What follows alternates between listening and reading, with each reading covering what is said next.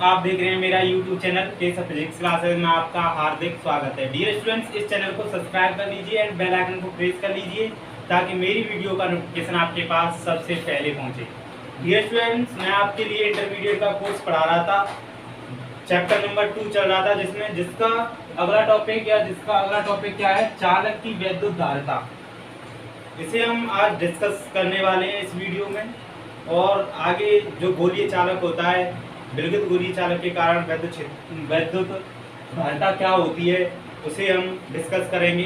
तो dear students, पहले आप इस टॉपिक को अच्छी तरीका से पढ़ना है।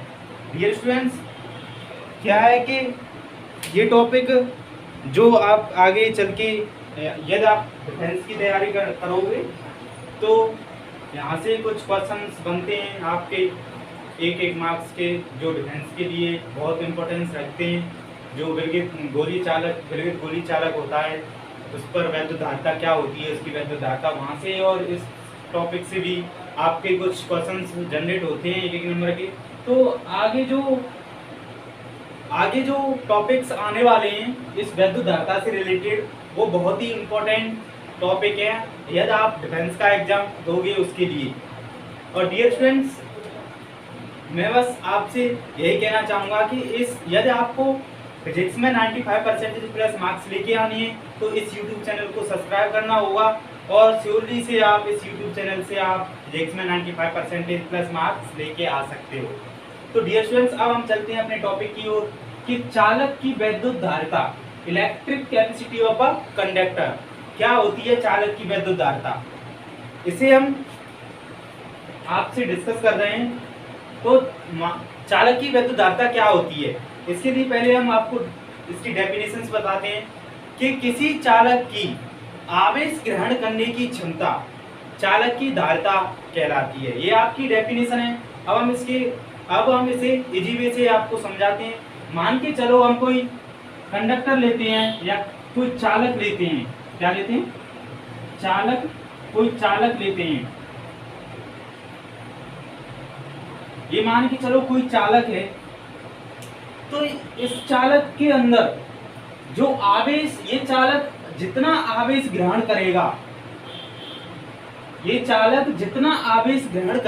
उस आवेश के ग्रहण करने की जो क्षमता होती है वही क्या होती है, धारिता कहलाती है, चालक की धारिता कहलाती है।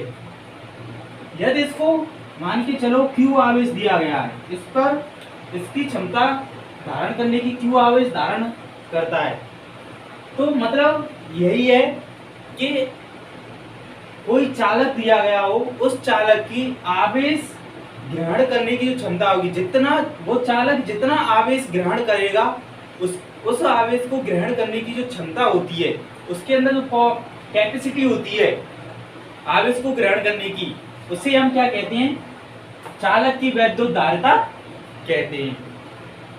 तो यदि ये आपका चालक की वैद्युत धारिता हुई, अब हम इसका फॉर्मूला क्या होता है, चालक की वैद्युत धारिता का क्या होता है इसका फॉर्मूला, यदि आपको पता हो तो कमेंट बॉक्स में कमेंट कर दीजिए, और नहीं तो मैं आपको बता ही रहा हूँ कि मान के चलो ये जो चालक है, क्या है, चालक है। जब किसी चालक को आवेश दिया जाता है, क्या किया जाता है, जब किसी चालक को आवेश दिया जाता है, इसे मान के चलो इसमें आवेश दिया जा रहा है, तो जो चालक को आवेश दिया जाता है तो उसके विभव में वृद्धि होती है। उसके विभव में होने वाली वृद्धि उस चालक के पर जो आवेश है उसके अनुक्रमानुपाती होती है, डायरेक्ट प्रोपोर्शनल टू होती है। यदि हम इसे Q आवेश दें, क्या दें, Q आवेश इसे हम दें, और इसमें होने वाली वृद्धि, इसके विभव में होने वाली वृद्धि अगर V हो, क्या हो, V, तो मैंने बताया कि ये जो आवेश है इस विभव में होने वाली वृद्धि की डायरेक्ट प्रोपोर्शनल टू होता है, अर्थात समानुपाती या अनुक्रमानुपाती होता है। तो क्या करते हैं, यदि इसको आवेश Q दिया तो मैंने बताया था डायरेक्ट प्रोपोर्शनल टू होता है, Q is direct proportional to V। तो डियर फ्रेंड्स, मैंने आपको बताया था कि यदि हम डायरेक्ट प्रोपोर्शनल टू का साइन हटाते हैं या अनुक्रमानुपाती या समानुपाती का हम साइन हटाते हैं तो एक कांस्टेंट लगाते हैं। क्या लगाते हैं? कांस्टेंट लगाते हैं। यहाँ पर ये जो अनुक्रमानुपाती का चिन्ह है इससे यदि हम हटाएंगे तो यहाँ पर एक कांस्टेंट आएगा, वो कांस्टेंट होगा C, जिसे हम कहते हैं चालक की धारिता। क्या कहते हैं? चालक की धारिता। यदि हम इस साइन को हटाएं तो यहाँ एक कांस्टेंट आ जाएगा C, और ये जो कांस्टेंट होता है क्या होता है? कांस्टेंट जो C है जो इस साइन को हटाने पर प्राप्त हुआ है, तो ये C ही इस चालक की क्या होती है? धारिता होती है। क्या होती है? धारिता। इसका मान, इस धारिता का मान किस पर डिपेंड करता है? चालक की प्रकृति पर डिपेंड करता है। किस पर डिपेंड करता है? चालक की प्रकृति पर डिपेंड करता है, चालक के आकार पर डिपेंड करता है, इसके पास जो कोई अन्य चालक रखा है तो उस चालक पर भी डिपेंड करता है, और इसके जो चारों ओर जो माध्यम है उस पर भी डिपेंड करता है। तो चालक की धारिता हम यहाँ से निकालते हैं तो C = Q/V हमारी चालक की धारिता का फॉर्मूला निकल के आता है। क्या? C = Q/V हमारी चालक की धारिता का फॉर्मूला निकल के आता है। तो डियर स्टूडेंट्स, ये हमारी क्या थी? चालक की धारिता। किसी चालक की वैद्युत धारिता क्या होती है, उसकी डेफिनेशंस क्या है, और ये कैसे, इसका फॉर्मूला कैसे निकलता है, इसका फॉर्मूला क्या होता है, वो हम आपको डिस्कस कर चुके हैं। तो अब यहाँ से इसका मात्रक क्या होता है, मात्रक क्या होता है, इसकी डायमेंशन क्या होती है, विमीय सूत्र क्या होता है, तो इसका मात्रक फैराड होता है। क्या होता है? फैराड। इसे हम F से डिनोट करते हैं। इसका मात्रक फैराड होता है। क्या होता है? फैराड। डियर स्टूडेंट्स, आपने पढ़ा होगा फैराडे जो किसका मात्रक है? आवेश का। फैराड और फैराडे, इसमें कंफ्यूज हो जाते हैं बच्चे कि ये किसका मात्रक है, ये किसका मात्रक है।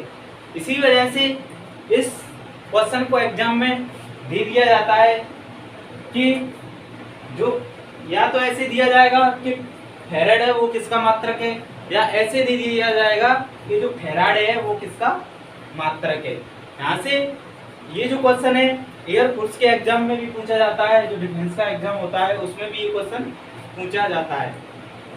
तो डियर स्टूडेंट्स, फैराड होता है वो धारिता का मात्रक होता है, और जो फैराडे होता है वो आवेश का मात्रक होता है।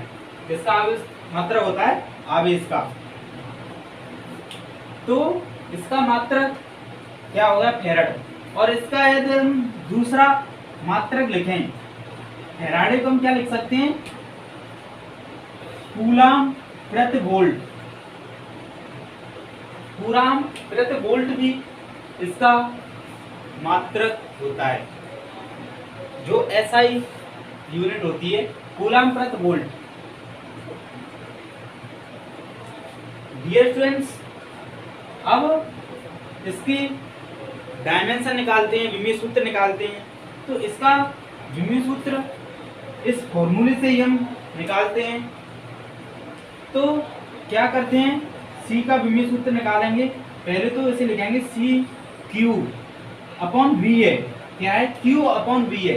यदि आपको वैद्युत विभवांतर की जो डायमेंशन नहीं पता है, वैसे तो मैंने आपको लास्ट वीडियो में जो पिछली जो वीडियो कराई है उसमें मैंने आपको वैद्युत विभव और विभवांतर की जो डायमेंशन थी, विमीय सूत्र था, वो मैंने बता दिया था, लेकिन फिर भी आपको याद नहीं रहता है तो ये आपको इसका फॉर्मूला तो याद होगा ही कि V = क्या होता है? W/Q। क्या होता है? W/Q। इसे हम क्या लिखेंगे? Q²/W। तो आपको आवेश का विमीय सूत्र पता है, AT होता है। क्या होता है? AT, ये उसका स्क्वायर है। और W का भी पता है आपको, एल स्क्वायर टी माइनस 2, ये वर्क का हो गया। अब इसे इस प्रकार से लिख देंगे, m माइनस 1 हो जाएगा, ये ऊपर जाएगा, और एल स्क्वायर है तो ये भी ऊपर जाएगा, तो एल माइनस 2 हो जाएगा।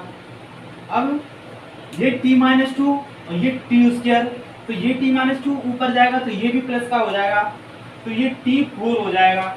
अब ये ए स्क्वायर हो जाएगा, ये ए स्क्वायर हो जाएगा। तो ये हमारा वैद्युतधारिता का विमीय सूत्र था। क्या था? विमीय सूत्र, डायमेंशन।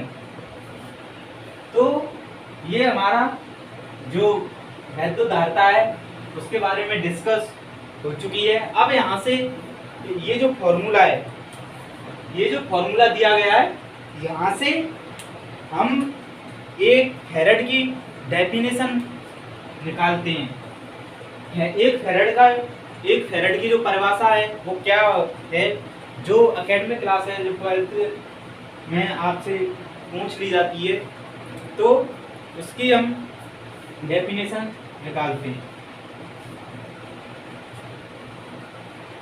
क्या निकालते हैं?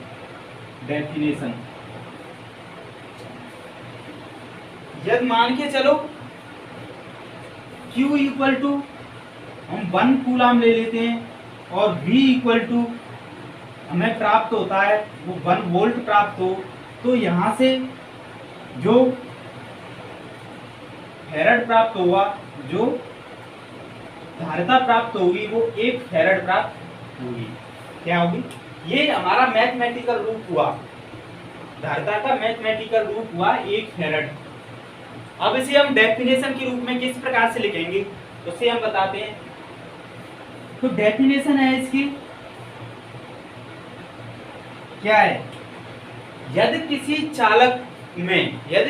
चालक में 1 कूलाम आवेश देने पर, यदि किसी चालक में 1 कूलाम आवेश देने पर उसके विभव में 1 वोल्ट की वृद्धि हो तो उसे हम 1 फैराड कहते हैं, या 1 फैराड प्राप्त होता है। क्या होता है? 1 फैराड हमें प्राप्त होता है। तो यहाँ पर 1 फैराड की परिभाषा निकल के आती है, यदि कोई चालक दिया गया है, यदि इस चालक में हम 1 कूलाम आवेश दें, इस चालक को 1 कूलाम आवेश दें, और 1 कूलाम आवेश देने पर इस चालक के विभव में यदि 1 वोल्ट की वृद्धि हो, किसकी हो? 1 वोल्ट की वृद्धि हो, तो हमें धारिता 1 फैराड या 1 फैराड प्राप्त होती है। तो ये आपकी 1 फैराड की डेफिनेशन हुई। अब हमारा नेक्स्ट टॉपिक आता है, क्या आता है? आप विलगित गोलीय चालक के कारण या विलगित गोलीय चालक की धारिता, capacity of an isolated spherical conductor. ये आपका अगला टॉपिक है। लेकिन अगला टॉपिक कराने से पहले फैराड के कुछ अन्य मात्रक भी हम बताते हैं आपको। यदि हमें पता है कि फैराड एक बड़ा मात्रक है, क्या है? एक बड़ा मात्रक है। यदि हम इसका छोटा मात्रक, हम इसके छोटे मात्रकों की बात करें, जैसे माइक्रो फैराड है, पिको फैराड है, नैनो फैराड है, तो उनकी वैल्यू क्या होती है? इनकी वैल्यू क्या होती है?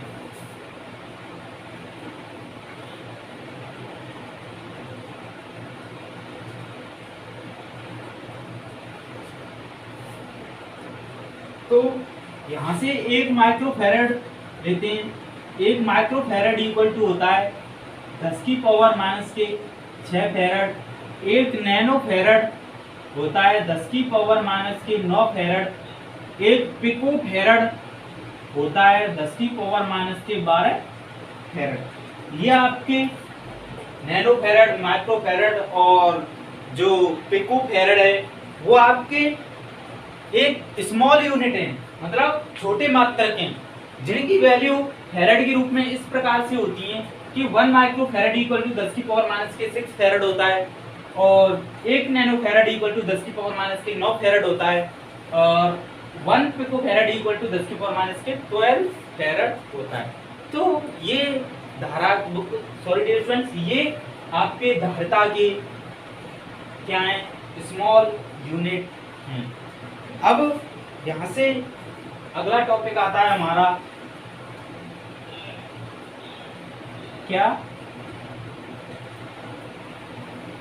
विलगित गोलीय चालक की धारिता।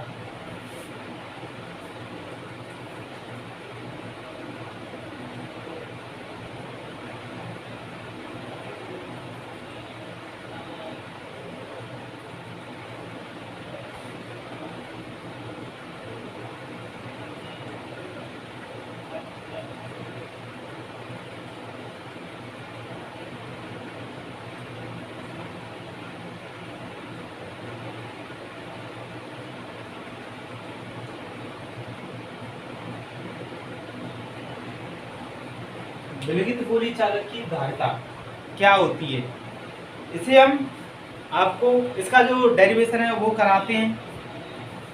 हम मान के चलते हैं, माना कि एक आर त्रिज्या का हम एक गोला लेते हैं, गोलीय चालक लेते हैं।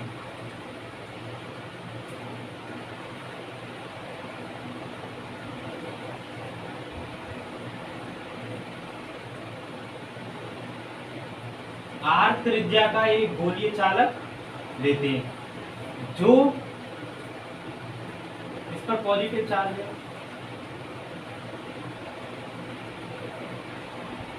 आर त्रिज्या का एक गोलीय चालक लेते हैं जो एक के परावैद्युतांक वाले माध्यम में रखा हुआ है। हम क्या करते हैं कि के परावैद्युतांक वाले माध्यम में इसे रख देते हैं। तो यदि हम इस चालक को यदि हम Q आवेश देते हैं, क्या हम इस चालक को Q आवेश देते हैं, तो इसके जो विभव में वृद्धि होती है वो हम V लेके चलते हैं, V होती है, इसके विभव में होने वाली वृद्धि होगी वो V होगी। अब क्या करते हैं कि चालक के विभव में होने वाली वृद्धि, चालक के विभव में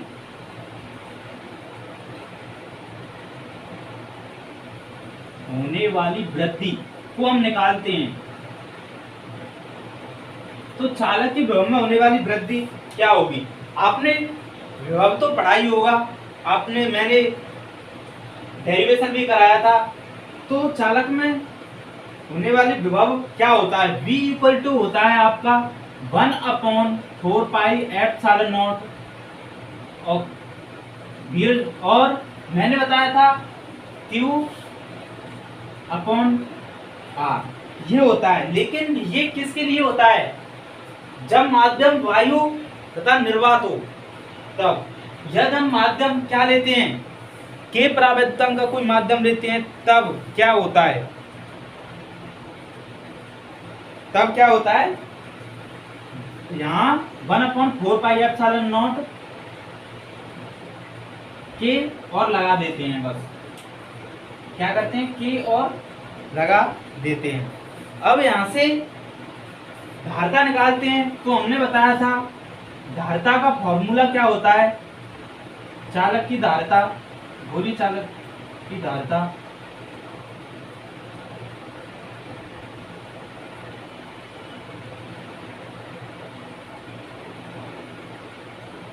का फॉर्मूला क्या होता है, C equal to Q upon V। तो C equal to Q upon V की वैल्यू यहाँ से पुट कर देंगे, तो 1/4 पाई एप्सिलॉन नॉट के और Q अपॉन R क्या हो जाएगा, Q अपॉन R। यहाँ Q से Q कैंसिल हो जाएगा, तो C इक्वल टू ये सभी ऊपर चले जाएंगे 4 पाई एप्सिलॉन नॉट के R। ये हमारा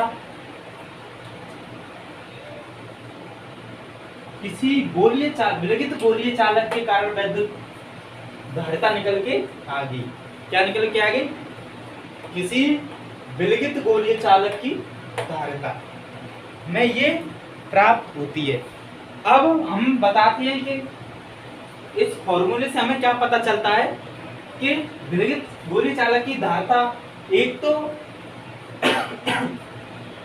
चालक की जो त्रिज्या है उसके अनुक्रमानुपाती होती है।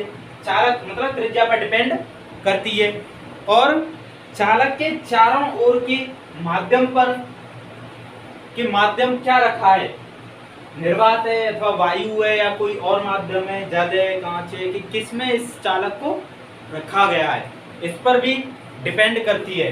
यदि इसे निर्वात या वायु में रखें, इस सिस्टम को निर्वात या वायु में रखें, किसमें रखें, निर्वात या वायु में रखें, तो यहाँ K की वैल्यू 1 प्राप्त होती है। हमें क्या प्राप्त होती है, 1। तो निर्वात अथवा वायु के लिए, किसके लिए, निर्वात अथवा वायु के लिए विलगित गोलीय चालक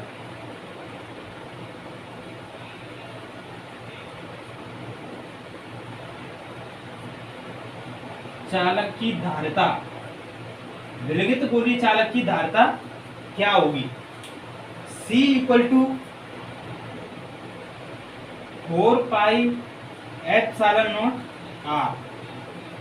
इसे हम इक्वेशन फर्स्ट देते हैं, इसे हम इक्वेशन सेकंड दे देते हैं।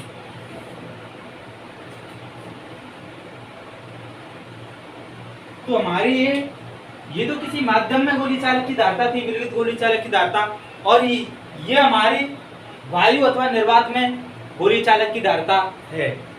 तो अब हम समीकरण 1 व 2 से क्या पता करते हैं, इसे C0 ले लीजिए। तो समीकरण 1 व 2 से क्या पता करते हैं कि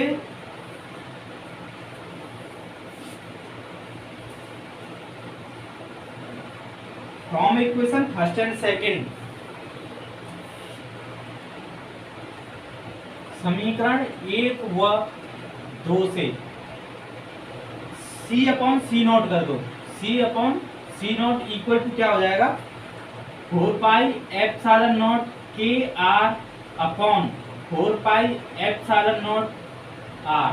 यहाँ से ये कैंसिल हो जाएगा, R कैंसिल हो जाएगा, C/C0 इक्वल टू K, क्या हो जाएगा, K।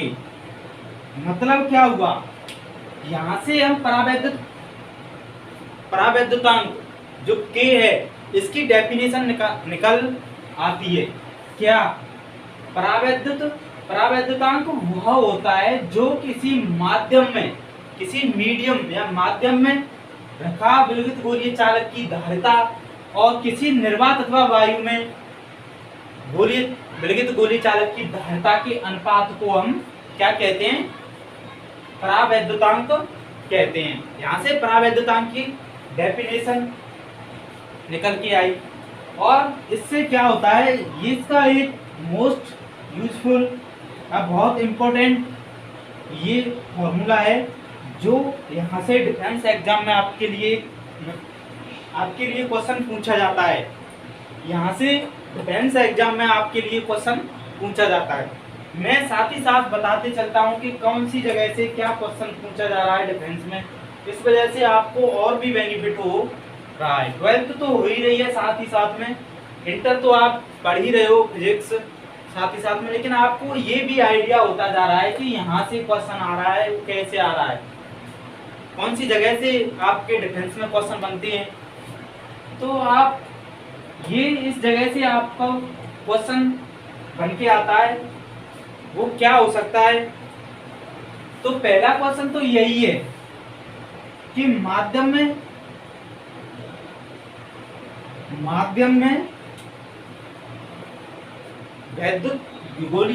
विलगित गोली चालक की धारिता, माध्यम में विलगित गोली चालक की धारिता और निर्वात अथवा वायु में गोली चालक की धारिता में क्या रिलेशन होता है। ये डायरेक्ट फॉर्मूले पर क्वेश्चन पूछ लिया जाता है। तो क्या होता है, उसका सी नॉट गुना हो, मतलब निर्वात का के गुना हो जाता है बस।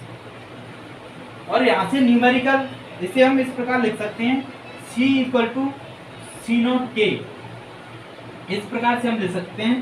तो न्यूमेरिकल में आपको दिया जाता है कि यदि निर्वात अथवा वायु की धारिता 5 माइक्रोफैरड, कितनी, 5 माइक्रोफैरड है,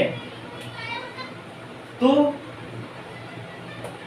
यदि किस मतलब धारिता क्या है, निर्वात अथवा वायु में 5 माइक्रोफैरड धारिता है, और ये जो गोलीय चालक है उसका जो परावैद्युतांक दे दिया हो आपको, अब कुछ भी दे सकता है वो, जिसका परावैद्युतांक होता है 3.5 दे सकता है, कुछ भी दे सकता है। कांच के लिए शायद 3.5 इसकी जो वैल्यू होती है। तो डियर स्टूडेंट्स, किसी के लिए आपको इसका परावैद्युतांक का मान के चलो हम 3 दे दिया, तो वो आपसे पूछ लेगा कि माध्यम का परावैद्युतांक क्या होगा। तो हम इस फॉर्मूले से हम बता सकते हैं कि C equal to C naught हमारा दे दिया है 5 इंटू के की मान दे दिया है 3, तो 15 हो जाएगा, 15। और ये माइक्रोफैरड में है तो ये भी माइक्रोफैरड में ही होगा। तो इस प्रकार से एक न्यूमेरिकल क्वेश्चन बनता है यहाँ से। तो कुछ इस टाइप से यहाँ से न्यूमेरिकल के क्वेश्चन बन जाते हैं इस फॉर्मूले से, तो वो आपको करने हैं अच्छे तरीके से। तो डियर स्टूडेंट्स, यहाँ से एक नोट और आता है, एक नोट लिख लीजिए, बस छोटा सा ये, बड़ा वाला नोट नहीं है।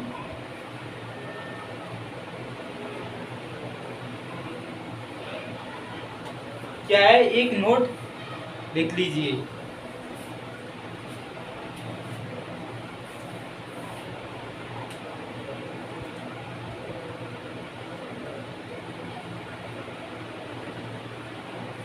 ये नोट क्या है, ये नोट क्या है, यदि चालक के विभव में होने वाली वृद्धि आपको V दी गई है और उसमें आवेश Q दिया गया है, यदि Q और V के बीच हम ग्राफ खींचें, क्या खींचें, ग्राफ खींचें, तो ग्राफ में हमें एक सरल रेखा प्राप्त होती है। क्या होती है, ग्राफ में हमें एक सरल रेखा, स्ट्रेट लाइन प्राप्त होती है।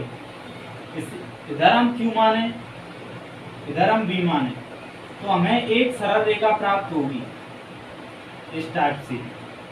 क्या हुई, हमें एक सरल रेखा प्राप्त होगी, और वो जो सरल रेखा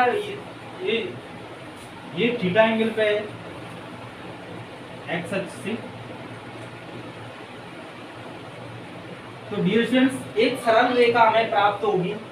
ये सरल रेखा जो प्राप्त होगी, और वो एक सरल रेखा हमें धारिता जो जिसका जो ढाल है, तो हमें वो क्या देता है, ढाल है वो हमें धारिता देता है।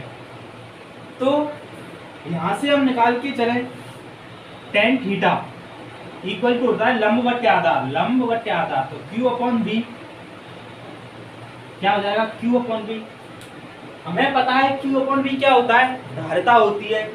तो tan theta equal to C हो जाएगा, अर्थात C equal to tan theta क्या हो जाएगा, C equal to tan theta.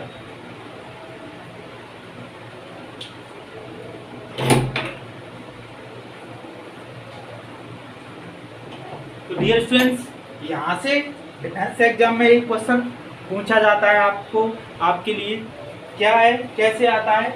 यहाँ से आपको ये कह दिया जाता है, यहाँ से आपको थीटा की वैल्यू दे दी जाती है, थीटा की वैल्यू दे दी जाती है, तो और उसमें आपसे पूछ लिया जाता है धारिता। तो यदि यहाँ पर हम मान के चले कोई क्वेश्चन दिया जाता है, उस क्वेश्चन में यदि हमें थीटा की वैल्यू 60 दी जाए, तो हमें धारिता पूछी जाएगी। तो धारिता में आपको फॉर्मूला बता दिया, tan 60 की वैल्यू √3 होती है, तो आपकी √3 फैरड इसका आंसर आ जाएगा। क्या आ जाएगा, इसका आंसर आ जाएगा। तो डियर स्टूडेंट्स, यहाँ से फॉर्मूला जनरेट होता है, ये जो tan थीटा के रूप में जो फॉर्मूला है, यहाँ से डिफेंस के एग्जाम में 1 मार्क्स का क्वेश्चन आ जाता है। आपको अच्छे तरीके से, यदि आप डिफेंस करना चाहते हैं, डिफेंस की तैयारी कर रहे हो, तो अच्छे तरीके से कॉन्सेप्ट को कीजिए। यदि आपका कॉन्सेप्ट क्लियर है, क्या अगर आपका कॉन्सेप्ट क्लियर है तो आप कहीं से भी कैसी भी लैंग्वेज में आपको क्वेश्चन दे दिया जाए तो वो क्वेश्चन आप आसानी से कर पाओगे। यदि आपका कॉन्सेप्ट ही नहीं क्लियर है तो उस क्वेश्चन को आप नहीं कर सकते हैं। यदि उसमें लैंग्वेज भी घुमा दी तो आप उसमें अटक जाओगे। और आपको पता है कि टाइम का मैनेजमेंट करना होता है, एयरफोर्स या डिफेंस एग्जाम में टाइम बहुत कम दिया जाता है। इस वजह से आपको टाइम का मैनेजमेंट करते हुए और देखते हुए कि कॉन्सेप्ट को क्लियर करना है पहले। अगर आपका कॉन्सेप्ट क्लियर है तो आप डिफेंस एग्जाम दोगे तो आपको इतनी प्रॉब्लम्स नहीं आने वाली है। वैसे आप यदि आगे चल के यदि आप 11th क्लास में आपकी या 10th क्लास में या 11th क्लास में आपकी छोटे भाई बहन हैं तो इस चैनल से आपको नेक्स्ट ईयर से बहुत बेनिफिट्स होने वाला है, क्योंकि इस YouTube चैनल पर आपको डिफेंस पढ़ाई जाएगी। क्या होगा, आपको डिफेंस पढ़ाया जाएगा। जैसे ही मैंने डिफेंस के नोट्स बनाना स्टार्ट कर दिया है, जो प्रैक्टिस सेट हैं वो भी बनाने स्टार्ट कर दिए मैंने, जहाँ से आपका पूरा यदि उसे उन प्रैक्टिस सेटों को आप कॉन्सेप्ट वाइज करते हैं तो आपसे जो डिफेंस एग्जाम में या एयरफोर्स, नेवी, SSR, NDA जिसमें भी आप जो भी जिसका भी आप एग्जाम दोगे तो आपका कॉन्सेप्ट के साथ यदि उन सेटों को लगाते हैं, कॉन्सेप्ट को समझकर, तो आपका वो एग्जाम क्रैक हो जाएगा। इस बात की गारंटी मैं लेके चलता हूँ। आपको जो प्रैक्टिस सेट बनाए जा रहे हैं आपके लिए, वो बहुत ही सफिशिएंट प्रैक्टिस सेट बनाए जा रहे हैं। आपके डिफेंस एग्जाम के पॉइंट ऑफ व्यू से वो बहुत ही अच्छे प्रैक्टिस सेट हैं। उसमें आपको ऐसा कुछ नहीं लगेगा कि इसमें तो कुछ रह गया है। 0 लेवल से हाई लेवल का प्रैक्टिस सेट आपको दिया जाएगा, जिसमें से सभी डिफेंस एग्जाम आप क्रैक कर सकते हो। तो आपके छोटे भाई बहनों के लिए अगले साल से या नेक्स्ट ईयर से इस YouTube चैनल पर आपको बेनिफिट्स देखने को मिलेगा। और यहाँ से आपके लिए एक किताब भी लिखी जाएगी जो बहुत अच्छे तरीके से लिखी जाएगी। तो डियर स्टूडेंट्स, बस आप अभी इस पर फोकस कीजिए। तो आप यदि डिफेंस की आगे एक और बात मैं आपसे कहना चाहता हूँ कि अब डिफेंस में कंपटीशन बहुत बढ़ता जा रहा है, क्योंकि सभी स्टूडेंट्स 12th करने के बाद डिफेंस एग्जाम की प्रिपरेशन करने लगते हैं। और इस बार तो NDA में लड़कियां भी ले ली गई हैं। अच्छी बात है कि पहले लड़कियां डिफेंस में मतलब NDA में नहीं थी, अब ऐसा कर दिया। इससे बहुत अच्छा हुआ जो लड़कियों के लिए ये NDA एग्जाम अलाउ कर दिया गया है। तो इसमें अब लड़कियां भी एग्जाम देंगी तो कंपटीशन और भी बढ़ेगा। तो इस आपको अच्छी तैयारी करनी है। आप यदि डिफेंस की तैयारी करोगे आगे चल के तो आप फिजिक्स, मैथ और इंग्लिश इन तीनों पर अच्छी तरीक़ा से फोकस रखनी है और अच्छी तरीक़ा से आपको 12th में ही पूरा सब कुछ क्लियर करके रखना है, जितने भी कॉन्सेप्ट हैं। और यदि आप मेरे YouTube चैनल से फिजिक्स पढ़ोगे 12th की तो कॉन्सेप्ट तो मैं बता ही रहा हूँ, उसके साथ ये भी बता देता हूँ कि डिफेंस एग्जाम में यहाँ से क्वेश्चन किस प्रकार से बनेगा। तो आपसे बस यही रिक्वेस्ट है कि आप इस YouTube चैनल से तैयारी कीजिए और आपकी तैयारी अच्छी होगी अगर आप मेरे पे भरोसा रखते हो तो। थैंक यू और माय डियर फ्रेंड्स, आपकी वीडियो यहीं समाप्त होती है।